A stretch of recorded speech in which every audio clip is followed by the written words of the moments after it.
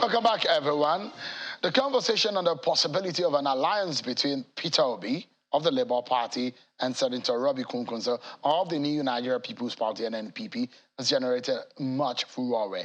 Tonight, we will be speaking with Dr. Doyin Okupe, who is the running mate to Mr. Peter Obi. He joins us live here in our Abuja studio. Thank you so much, Dr. Okupe, for joining us tonight. Good evening. Should I say running mate or a placeholder? Whichever suits you. No, which one? What is your title? Really? I'm a placeholder. Yeah. if that makes me happy, isn't it? It makes you happy, yes. Because that's what you are being called on. But that is the truth. But I'm a placeholder. Your obedience online. Yes. Very strong and hard supporters of yours. I mean, are you speaking with them? About what? About the engagement. What's wrong with the engagement?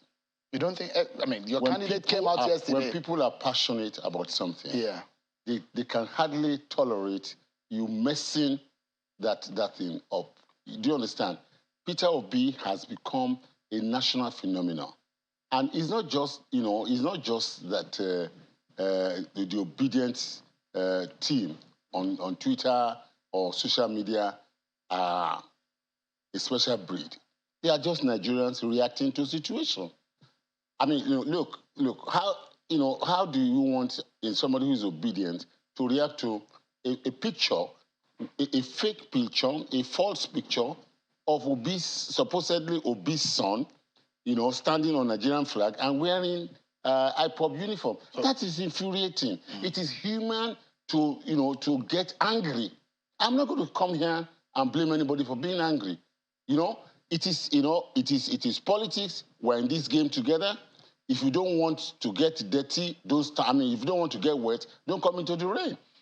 So, I mean, Mr. Peter Obi, I'm trying to pull out what he said. I mean, he was persuading them and telling them. I know what Peter Obi said. You saw what he said? Yes, I know what he said. It looks like sometimes some of them get out of line in their engagement. That is not true. Nobody gets out of line. They don't get out of line, but we encourage people to temper their responses. But, while we encourage people to temper their responses, how do we now talk to those who are not obedient to also temper their accusations? I mean, this is, I've just told you, you don't want to get mucky, stay out of mucky waters, period. So obedience is better than sacrifice? Much, much better. What does that mean? What it means is that I mean, for our viewers, just a moment, for our viewers who are not very inclined to what the engagement is online, the supporters of Mr. Peter Obi have come to say, Peter Obi, they call themselves the obedience. So the supporters are the obedience, and they're saying, for the election, obedience is better than sacrifice. Supporting Peter Obi is better than sacrifice. So that's why I'm asking, what does it mean obedience is better than sacrifice? We've first seen it in the Bible. Obedience, in any ramification you look at it, it's a movement. It's a national phenomenon. It is a rave. Online. No, that's not true. I'm asking if it's online. That is not true. Sheon, it's not true. It's not just online. It has broken the bounds. It is gone even into villages. I drove in from Iperu this morning, to Lagos to pick a flight. Do you understand my point? My mechanic, they are talking about, Daddy, we're obedient to. Is that online? That's not online. Stop. I heard my brother, Waziri, talking about that obedience is effervescent. There's nothing more stupid, more senseless than that. It doesn't make sense. It's an extreme language, sorry. Okay, I will draw it. He's my friend, actually. But, the truth of the matter is that, how can you see this surge, this move? You know what is wrong with the Nigerian political elite, the establishment? They do not understand what is hitting the country. And I don't blame them. I don't blame them because they've never seen it before. We have never experienced this Obi phenomenon in the whole country or maybe in this continent of Africa before.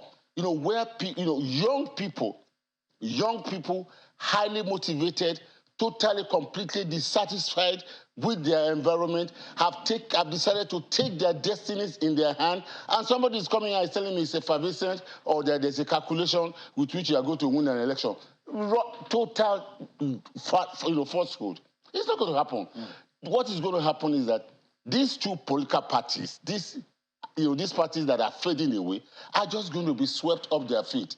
Do you understand? You know, what is coming, what is going to hit the political establishment is something they will not recover from for a long, long time. Let me tell you, I also had Senator Rabiu Kwankwaso saying that people in the north will not vote for an Igbo man. Oh, my goodness. You see, Senator Rabiu Kwankwaso, with that statement, manifestly shows that, you know, the country, which is presently being led by the youthful population, has left him behind. He belongs to my generation of politicians. Do you understand?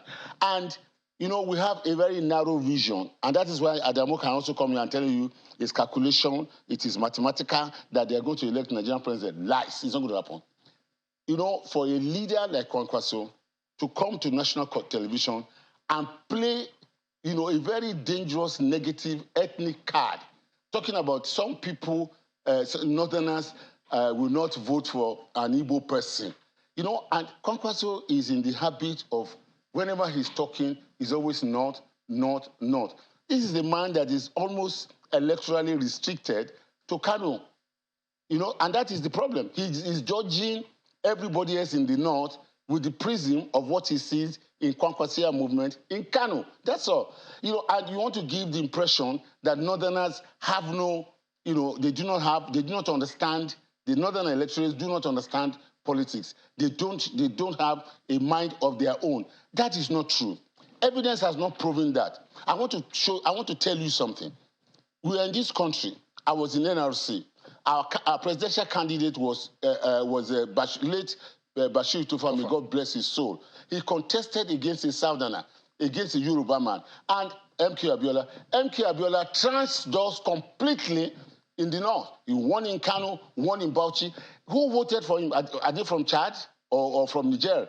You know, this misgiving and this misrepresentation of northern electorate has not been able to be discerning, you know, by the elites from the north is unacceptable. All right. And it's not true.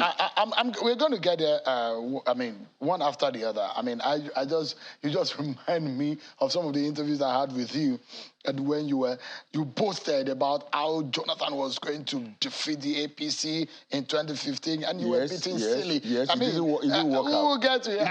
It just reminded me. You can't kill me the way you are speaking, I can't kill you. But the way you're speaking now, those pictures just came back to my head. But let me ask you, the story about Senator Dati that we're hearing, that is being considered as a vice presidential candidate for Mr. Peter Obi, how true is this?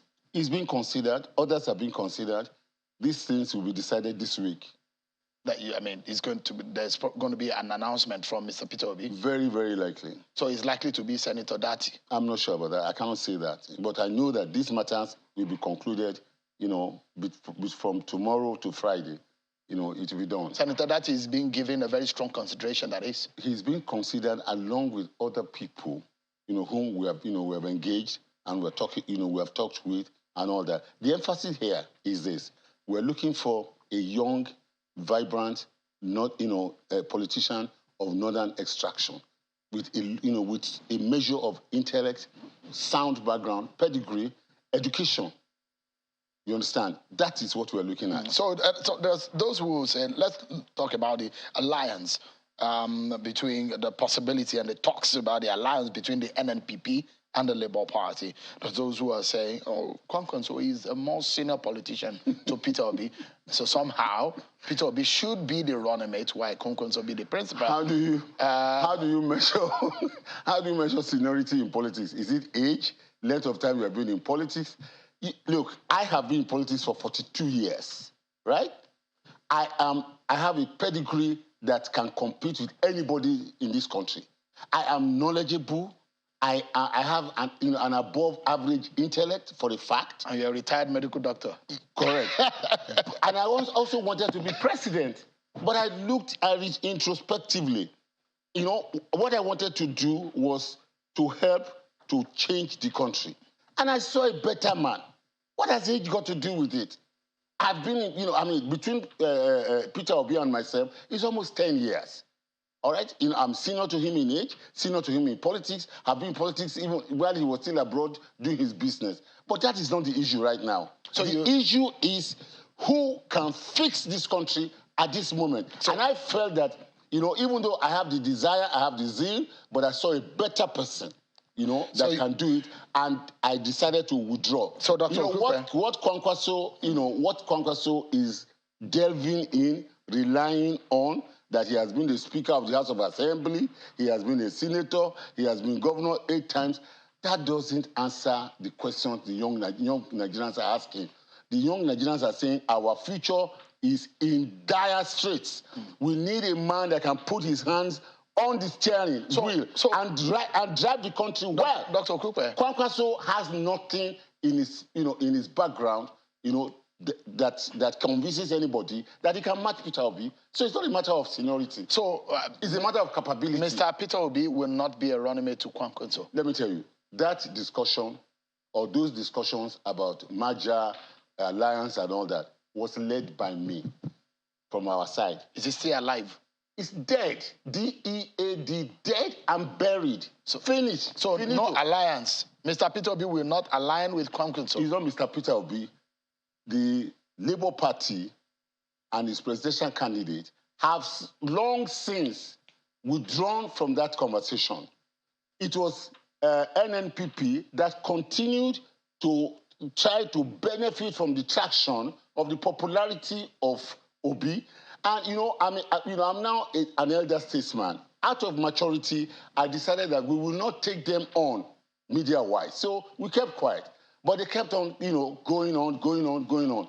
That alliance, the talk about the alliance, had been dead for over 4 weeks. I am telling you, I am the leader of the team that went to discuss with Kwankwaso, and it was dead. We were deadlocked. The moment I asked them one single question, I said, is it fair?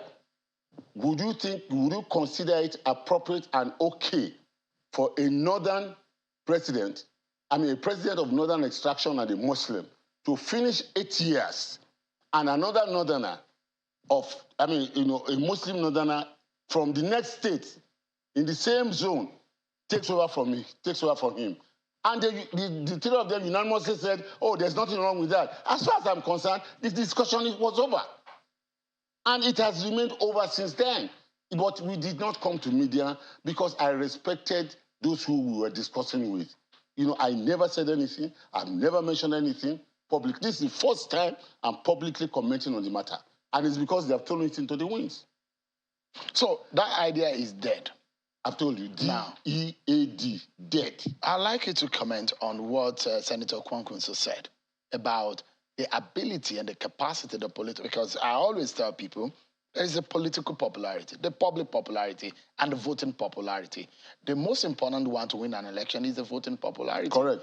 And that is what Peter Obi has in excess. No, more than anybody else. Those who will say that almost 2 or 3 times now Peter Obi has gone to Anambra State and every of his candidates has lost the election there. And so that has been tested. Does he have the voting popularity? The Peter Obi of those years is the same person, but his status is different from what he is today.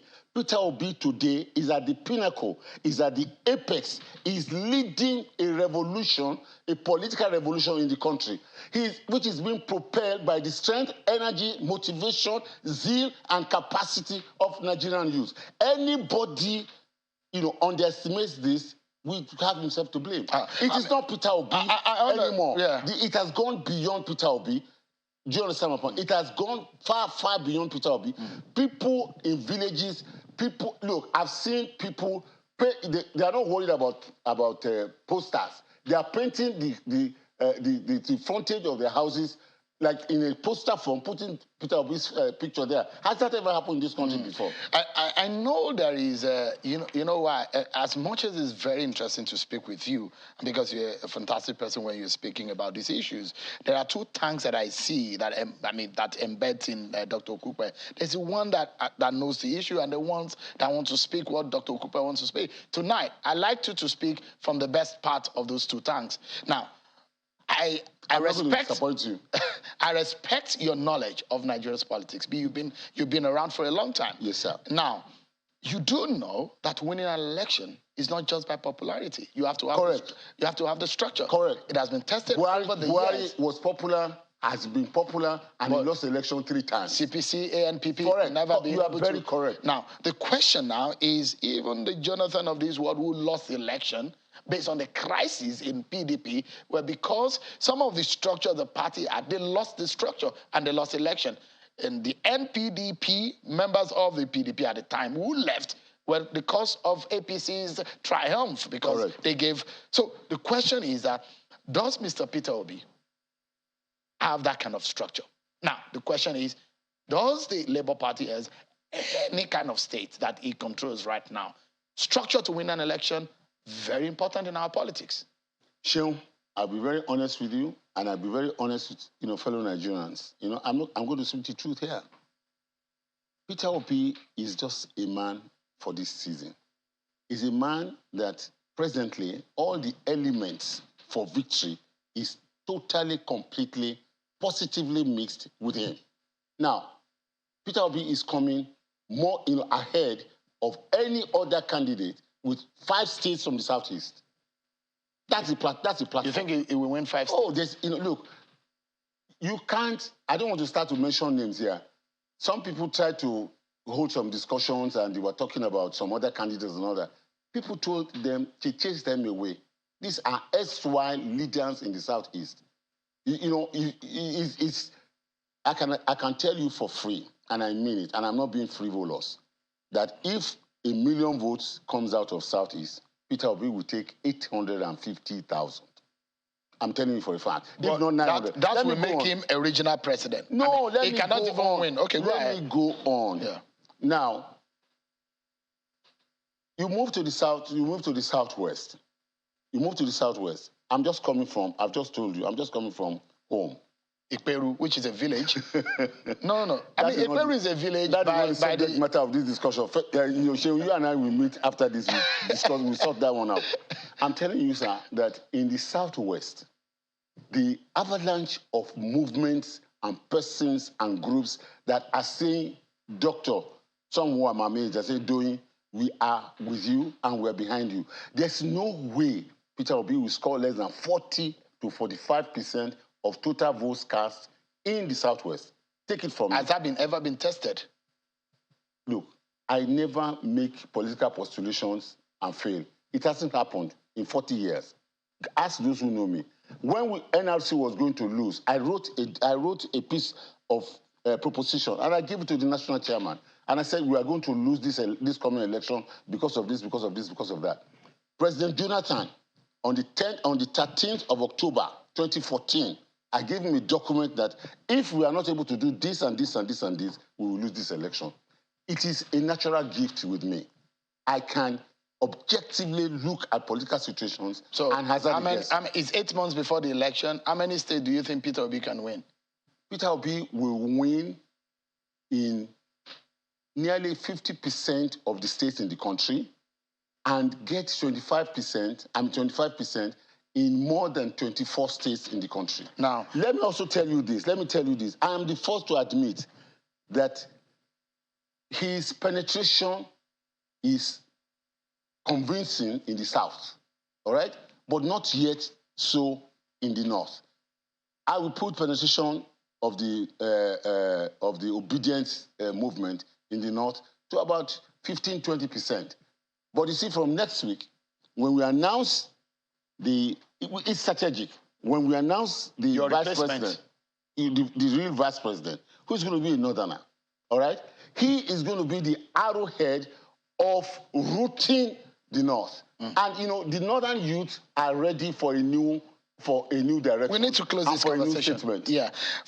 PDP controls 15 states. APC controls 19 These states. are dead parties. Don't even worry. When I was with Obasanjo, right?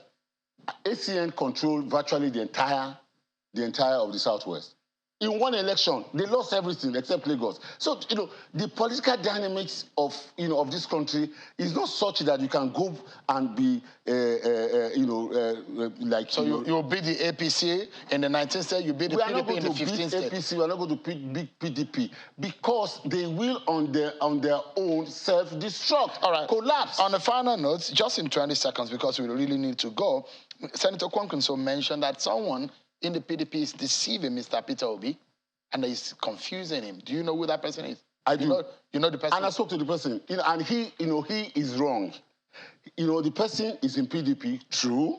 Not everybody has the wherewithal and the courage and all that to move with us. Do you understand?